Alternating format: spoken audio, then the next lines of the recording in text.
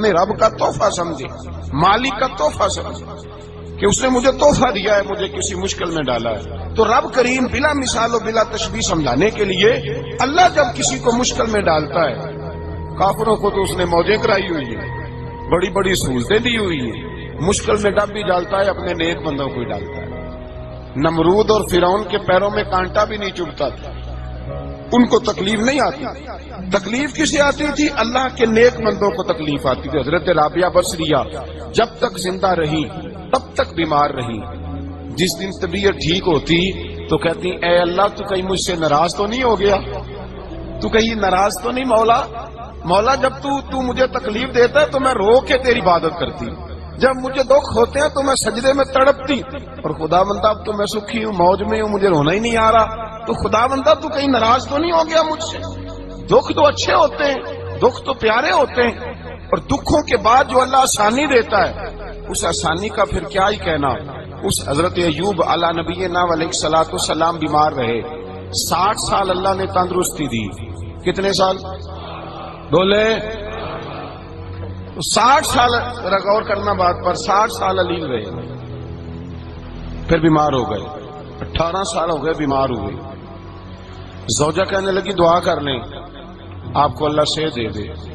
ہمیں اگر کوئی بندہ پوچھ لینا کہ بھائی کبھی کوئی خاص بات تو سناؤ، تو ہم جو ساری زندگی سکھ کے ساتھ سوئے ہوتے ہیں وہ بات نہیں سناتے، وہ جو ایک رات درد سے نیند نہیں آتی اس رات کا قصہ سناتے ہیں، کہتے ہیں وہ میرے الٹے دانت میں درد تھا تو میں ساری رات سو نہیں سکا۔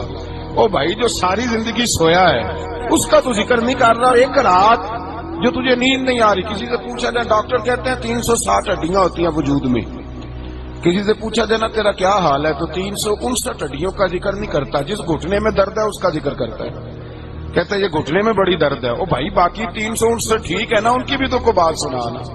حضرت رابعہ بصریہ رحمت اللہ علیہ کے پڑوس میں ایک نوجوان رہتا تھا، آپ کے پڑوس میں، تو وہ جب جو محلے میں بچے رہتے ہیں نا گاؤں میں، ان کا پتہ ہوتا ہے، پڑوسی تھا تو 34-35 سال نوجوان کی عمر ہو گئی، کبھی بیمار نہیں ہوا۔ ایک دن اس کی طبیعت علیل ہوئی، سر میں درد ہوا تو اس نے پٹی باندھ لی سرخ رنگ کی، باہر نکل کے آیا۔ حضرت رابعہ بصریہ علیہ رحمہ نے دیکھا تو فرمانے لگے بیٹے خیر ہے؟ لگا جی اماں جی سر میں بڑی درد ہے۔ آپ فرمانے لگے کتنی عمر ہو گئی؟ کہنے لگا 34-35 سال۔ فرمانے لگے پہلے تو کبھی درد نہیں نہ ہوئی؟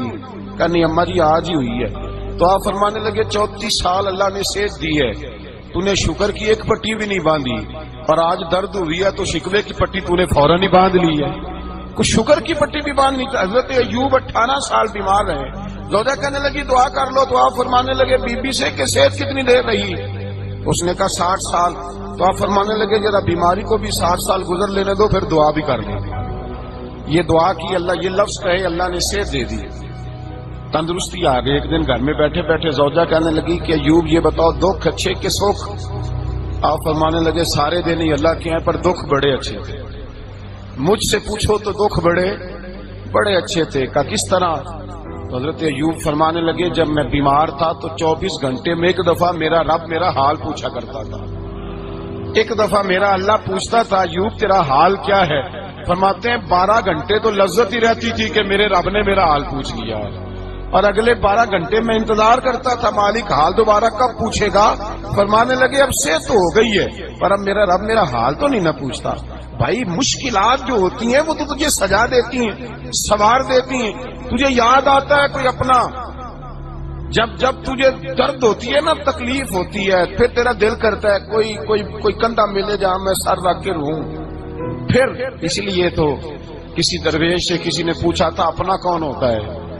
تو کہا جو تجھے دکھ کے وقت یاد آئے وہ تیرا اپنا ہے، جو تجھے عین آزمائش کے وقت یاد آئے اور تجھے اس کا نمبر فوراً تیرے موبائل پہ چلنے لگے وہ تیرا اپنا سجن ہے، جس کو تو دکھ کے وقت یاد کرے۔ تو بھائی مشکلات کے بعد جو اللہ آسانی دیتا ہے، حضرت ابراہیم کو آگ میں بھی پھینکا گیا، حضرت ابراہیم علیہ الصلوۃ والسلام کو ستایا بھی گیا، نکالا بھی گیا، لیکن جب ان مشکلات سے گزرے تو میرا رب فرماتا ہے وَإِذِ ابْتَلَىٰ إِبْرَاهِيمَ رَبُّهُ بِكَلِمَاتٍ فَأَتَمَّهُنَّ قَالَ إِنِّي جَاعِلُكَ لِلنَّاسِ إِمَامًا۔